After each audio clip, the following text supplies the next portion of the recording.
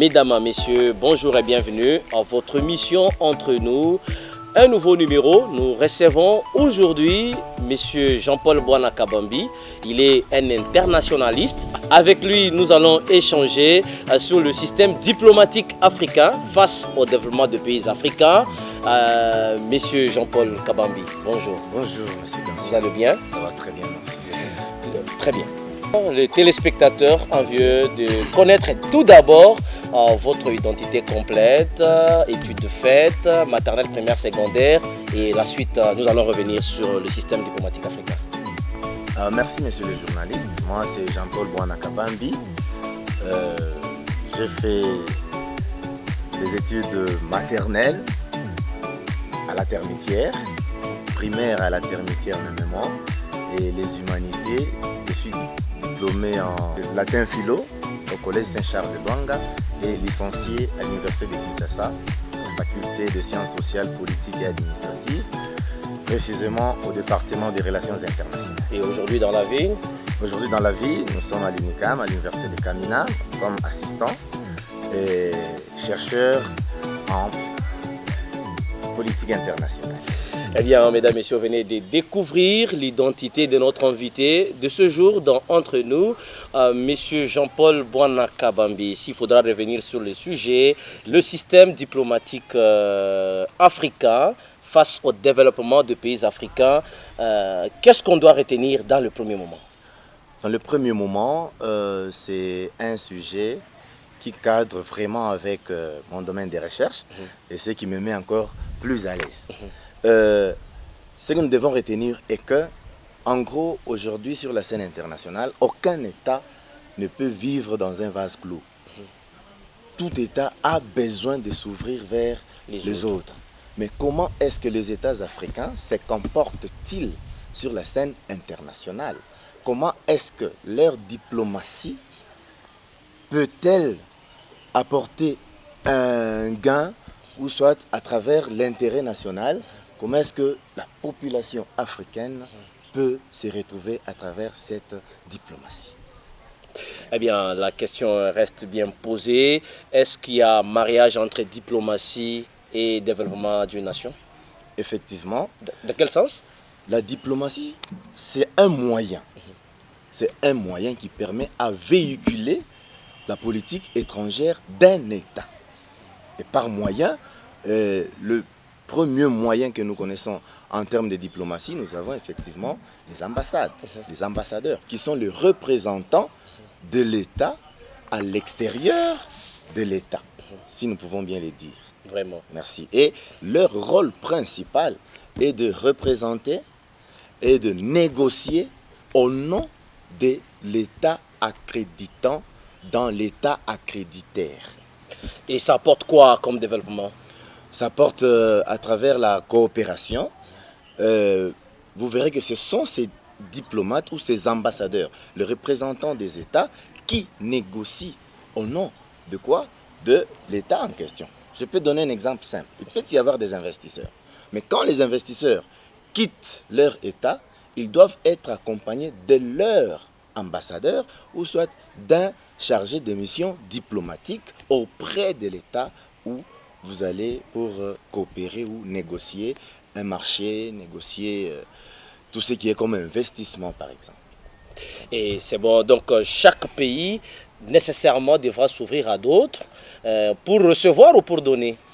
Pour donner et recevoir, les deux. Les deux. Les deux. Nous pouvons entrer en négociation par exemple pour l'infrastructure routière. Effectivement, quand nous sommes en relation, il y a toujours celui qui donne et celui qui reçoit. Quand nous allons négocier, donc, nous venons pour combler le vide. Ce qui nous manque, nous allons le chercher ailleurs.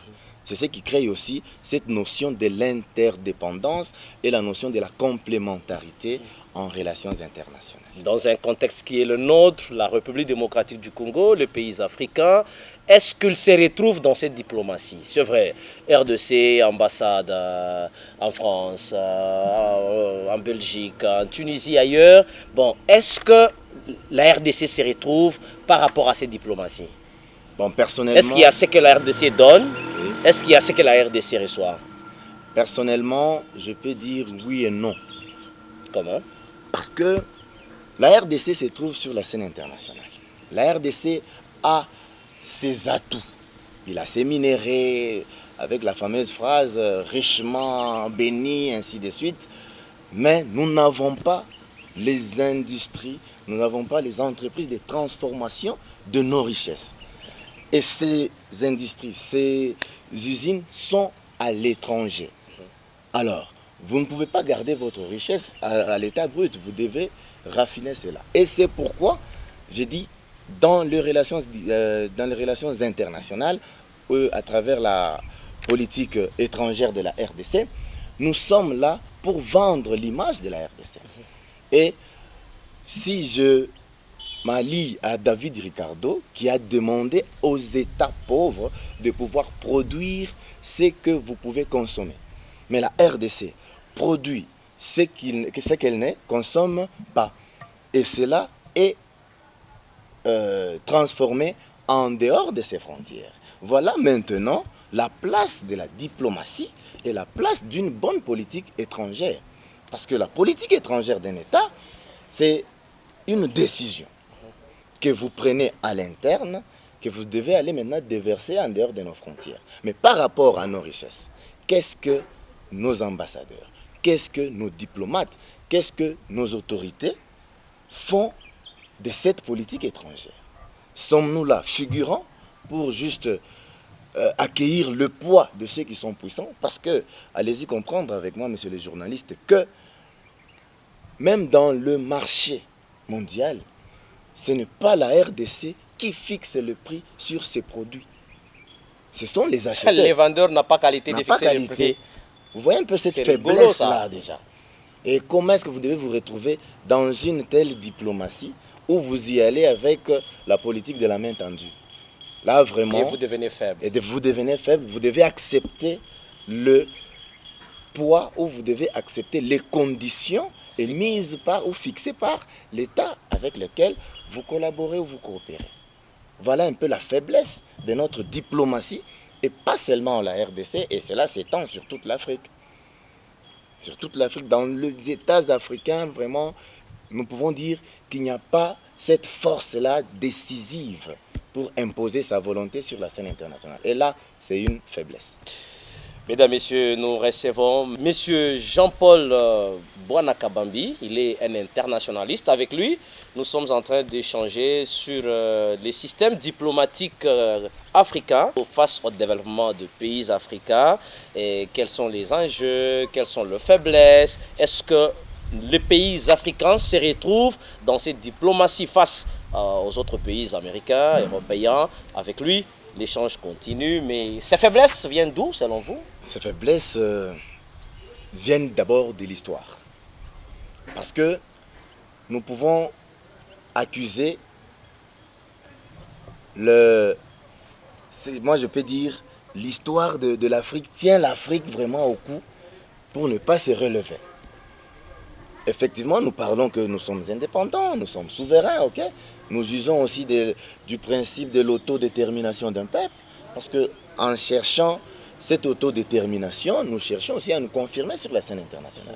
Mais aujourd'hui, avec les Occidentaux, avec les États puissants, parce que vous êtes sans ignorer que les relations internationales ou les relations entre les États, il n'y a pas de relations d'amitié, il n'y a que des relations d'intérêt. Donc chacun, quand il s'élance sur la scène internationale, lui cherchera d'abord à satisfaire ses propres intérêts. Il n'y a pas de merci. Il n'y a pas de merci dedans. Et là, la faiblesse, comme vous venez de le dire, si je revenais à votre question, la faiblesse c'est que nous n'avons pas des infrastructures solides. Économiquement, politiquement, tout. Et il n'y a que du mimétisme. Comment produire quelque chose que vous ne consommez pas et vous consommez plus ce que vous ne produisez pas? La RDC. Voilà. Nous sommes là, nous avons des minéraux, ainsi de suite. Mais avec ces petits téléphones, nous avons de matières premières.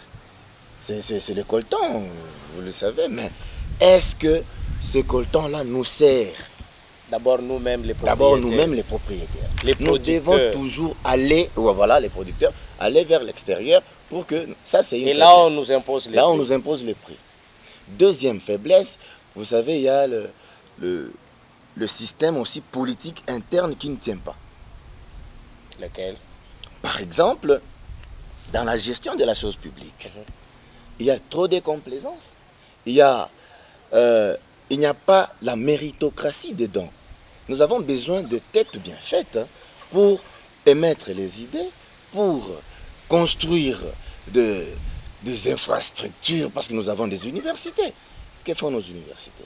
Il fallait peut-être commencer par encourager ce qui est produit localement ou nationalement, et après voir l'extérieur. Chercher d'abord à satisfaire l'intérêt national, l'intérieur de nos États.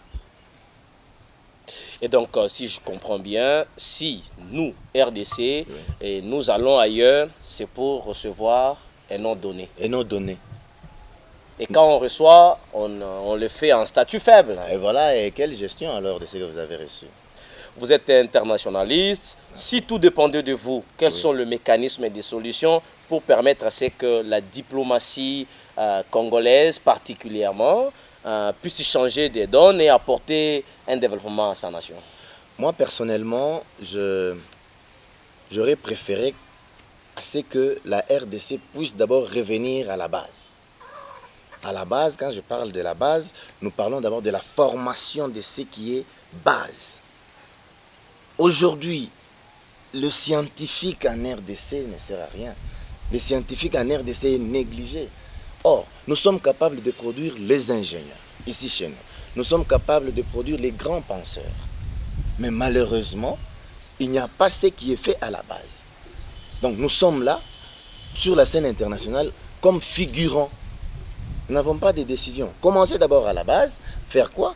Proposer des bonnes solutions, se mettre autour d'une table, constituer une bonne politique étrangère. Et c'est cette bonne politique étrangère qui va nous donner une image de marque sur la scène internationale. Même une personnalité. Ben, voilà. Donc nous n'avons pas d'image, notre propre image. Je peux donner un exemple aujourd'hui. Aujourd'hui, c'est facile de découvrir un Indien à travers, par exemple, son habillement. Monsieur Jean-Paul Bwana Kabambi, pour continuer dans nos échanges.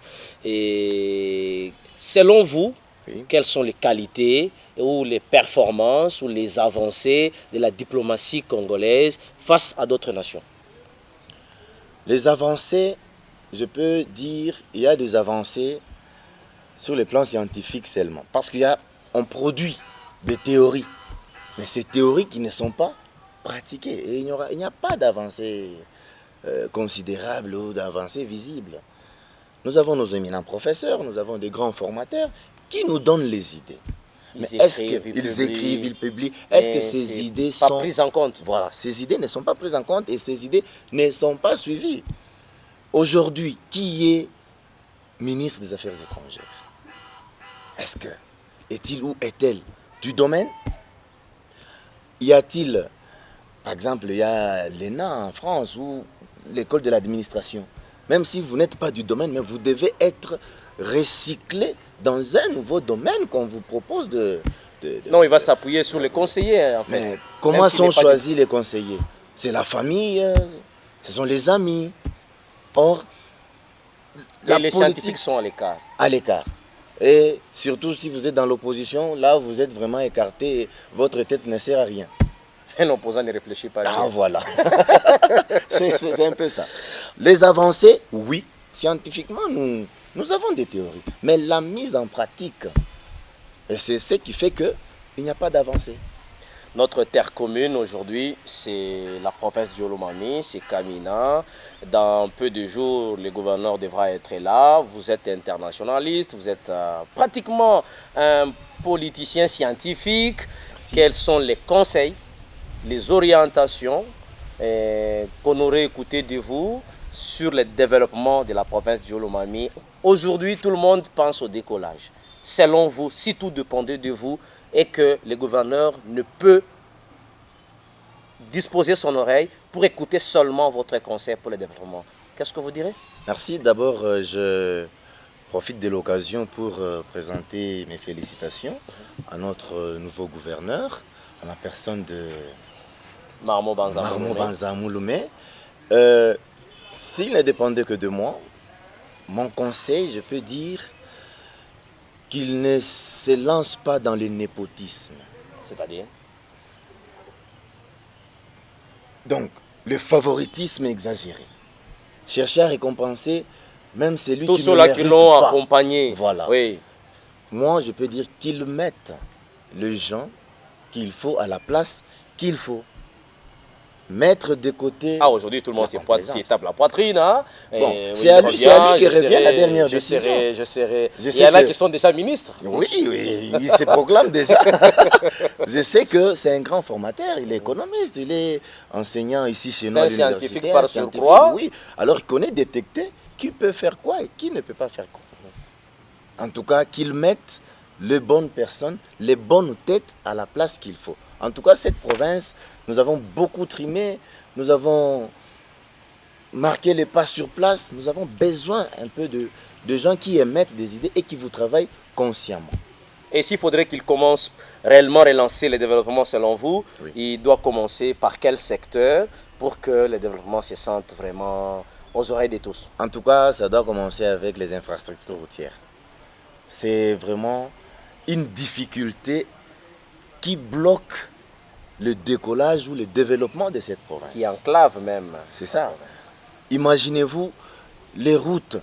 Parce que la route, c'est ça même la solution de tout. La route permet même au cultivateur qui est dans son village d'expédier ses produits vers le grand marché où il va voir gain des choses. Mesdames, Messieurs, nous sommes presque à la fin de la production de ce soir, de ce jour entre nous, chez vous, en famille. Nous sommes très contents de votre fidélité. Merci à ceux-là qui attendent toujours et consommer entre nous et son contenu également. On recevait M. Jean-Paul Bwana Kabambi. C'est avec lui qu'on échangeait sur les systèmes diplomatiques africains face au développement des pays africains. Monsieur Jean-Paul, il y a une question qu'on n'a pas touchée, une matière, comme ça vous vous épuisez. Bon, moi je pense que c'est à vous de voir. Moi je ne suis là que pour répondre. Vraiment. Merci. C'est donc fini, mesdames, messieurs. C'est fait un plaisir, monsieur Jean-Paul, d'échanger avec vous. Merci. Dans ce plateau, entre nous. Le plaisir sera de nôtre de vous recevoir prochainement. En tout cas, nous sommes là pour ça. Merci beaucoup. C'est moi qui vous remercie. Mesdames, Messieurs, c'est bien fini par rapport à cette édition, cette émission de ce soir, de ce jour, entre nous, qui recevait M. Jean-Paul Bwana Kabambi. Avec lui, la question était liée au développement des pays africains, au regard du système diplomatique des pays africains. Et donc, c'est tellement une faiblesse sensible constatée par rapport à la contribution des pays africains et aussi aux principes édictés pour que les pays africains se développent normalement au regard des autres pays américains, européens également. Merci de votre confiance. Nous étions servis par Gauthier Monga derrière la caméra. Mesdames, Messieurs, nous disons merci également à notre maison partenaire Étoile Pabampi Lodge, ingénieur Francis, pour les partenariats réussis. Merci, Mesdames, Messieurs, de votre fidélité. Bonsoir.